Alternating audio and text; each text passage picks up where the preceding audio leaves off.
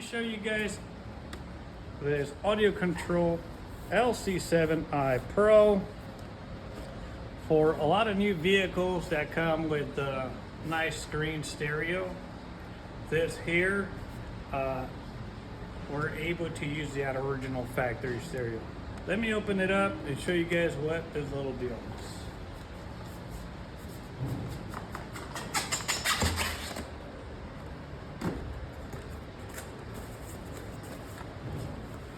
This has been out for quite some time now, and it's a pretty good processor, like I said, to use the original stereo. Comes with a remote wire for the bass knob.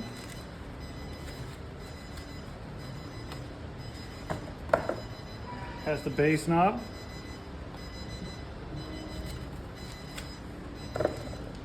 And here's the module that does all the magic.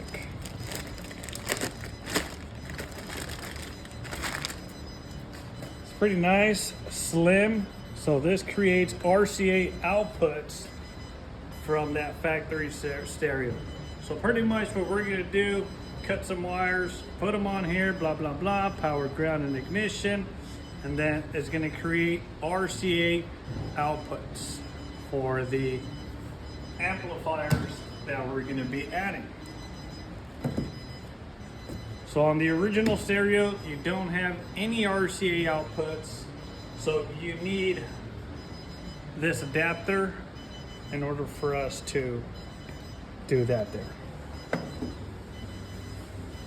These here, I collect these guitar pins, whatever you call them. And just some instructions that it comes with. I don't need this. I already know how to wire these up with no problem. But believe me, when these first came out, I didn't know how to use this thing. But with time, we learn. Let's open up this beautiful amplifier here. This is the RD501 JL Audio. This one doesn't come with much, just comes with the amplifier, but they are pretty nice. Look how nice and slim these are. Pretty nice and clean. So these RCAs here are gonna plug into here. All right, just thought I'd give you guys some little tips there on the audio. Hit us up for any of your audio needs here at D's Garage.